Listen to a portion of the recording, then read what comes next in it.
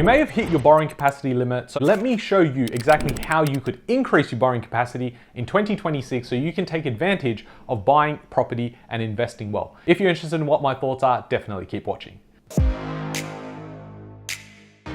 Hey guys, my name's Ravi and welcome back to Personal Finance with Ravi Sharma. If you're new here, smash that subscribe button because I talk about real estate, personal development, and all things financial freedom. If you want to buy real estate, you cannot do that without getting a loan. Now, for the 1% of people that are listening and have all the cash in the world, congrats. But for everyone else, including myself, if you want to buy real estate and you want to do it well, I'd be going out there taking on debt to be able to do it. So let's go through my list of how you can go out there, increase your borrowing capacity, even if you're on an average income. And the one promise you have to make is that if you actually get some value from this video, you have to subscribe. That is the only thing I ask for, is just subscribe because you got some value. Let's jump into it. The most obvious is interest rates cutting. We've had 3 rate cuts in 2025. We're probably going to be tipped to have between 2 and 3 more in 2026, unless something goes completely out of whack. And that could mean inflation going up, inflation going down, or the economy just absolutely carks itself. Now, how does this actually work? So when you go to the bank or you go and speak to your broker, they say, hey, the interest rate is 5.5%. Now the cash rate might be 3%. So they're making that little buffer on top. But what's happening in the background is if the cash rate actually cuts by 25 basis points, some banks will go and reduce their rate by 25 basis points. Now that's not always the case. It may be that they say, okay, well, we're actually not interested in reducing our rates. We'll keep them the same. Or we reduce it by half of that.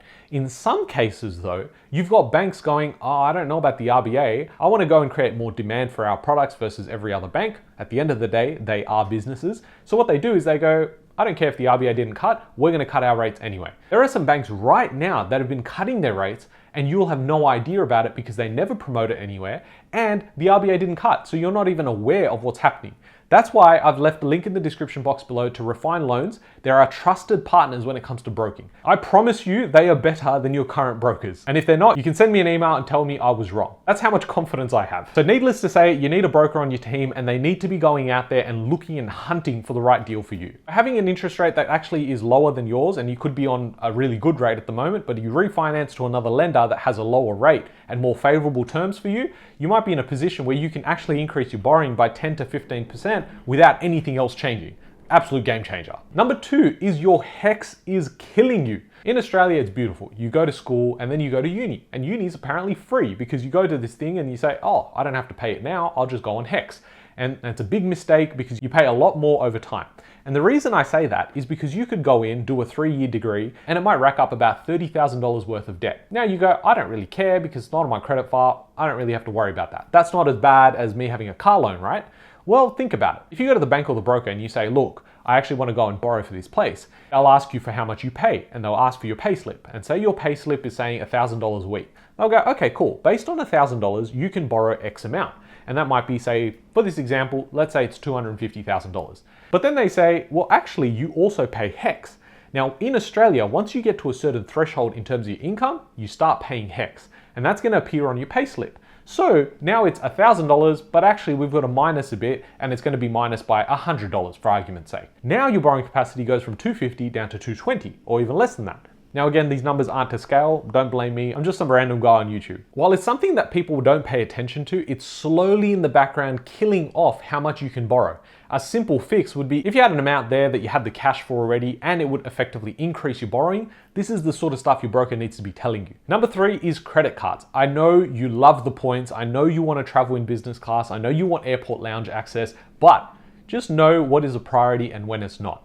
And the biggest issue that I have here is that the information's not really spoken about. In that people go out there, get a credit card, and you ask them, hey, do you have a credit card? And the first thing a financially responsible person will say is, yes, I do, but I pay it off every month. So there's actually nothing I owe on my credit card. Firstly, well done. That's actually a good place to be. However, the bank doesn't care about that. They say, how much is your limit? And very few people actually know their limit. So once you find out your limit, you go, oh, I've got $20,000. How good's that? The bank will say, in their eyes, you could go and spend all $20,000 tonight. So when we do your assessment of what you can borrow and what you can't, we're going to say you already have $20K worth of debt, and that's on a credit card. So the interest rate is significantly higher. And you will go and argue to the bank or the broker and say, well, I don't use it though. And they say, but you could, and that is the problem. So if you are going out there trying to get a loan, you need to look at your entire situation. Again, your broker should be doing this to see how we can increase that borrowing capacity every little bit. Number 4 is actually counterintuitive to number 1, which is stop chasing the lowest interest rate. Now, this blows my mind how many people do not know this. I'm going to tell you one thing that's going to change the way you think about lending. You don't marry the rate, you marry the asset. So what I mean by that is the interest rate's always going to change. It's like you're dating the interest rate, right? And when you go out and then you marry that person, you want to stay with them forever. Now, some people might get divorced and you might sell the asset, but I'm sort of losing the analogy here. Your goal should be, how do I get the asset, not the lowest interest rate? Because the interest rate can change and the policies at that bank could change as well. So what you want is to maximize what you can borrow to be able to go to a bank that favors you in terms of policies. And I'll give you an example of this. Let's say you have two banks. Bank A goes and tells you you can borrow 500K. Bank B, with the same exact financials, says you can borrow 600K. The difference is Bank B has a slightly higher interest rate. Now you might go, oh, well, I don't care about that. I just want the lower interest rate.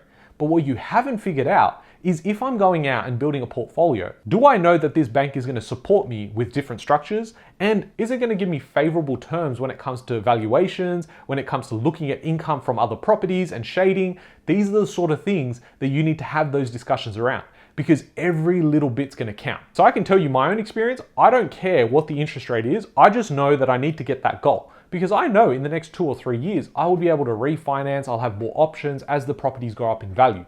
But if that's gonna stop me from actually purchasing the next property, I don't wanna do it. It's not worth saving a couple of $100 a year if the interest rate is slightly lower. Now I've got 2 more here, but if you do have a pre-approval, you've got the borrowing capacity to purchase an investment property, I'm gonna leave a link in the description box below to the 15th fastest growing company in all of Australia. It's Search Property, a company I founded, a buyer's agency that helps clients that actually go out there and get shit done. If you're someone who goes, I don't wanna pay a fee, well then you're not the right client, don't book in a free call. If you're someone who goes, hey, I actually wanna move with speed with the right people, I have no idea what I'm doing, it's hard to admit, but if you're past that denial stage and you actually just want to get results, then give us a call. I'll leave a link in the description box below. Number 2 is extending your loan terms. And I know a lot of people will jump in and say, well, I don't want to pay more interest and I've already done 3 years. I've only got 27 more to go.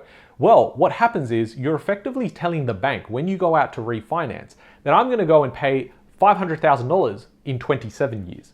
But if that term was now 30 years, it would mean that the monthly repayments will reduce.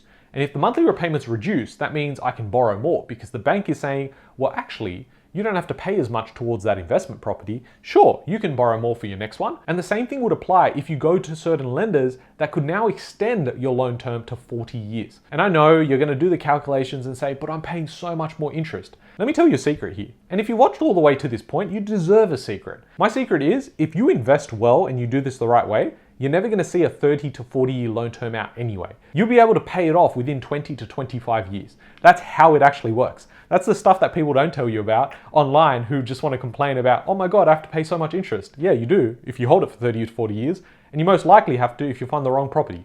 They don't tell you that, do they?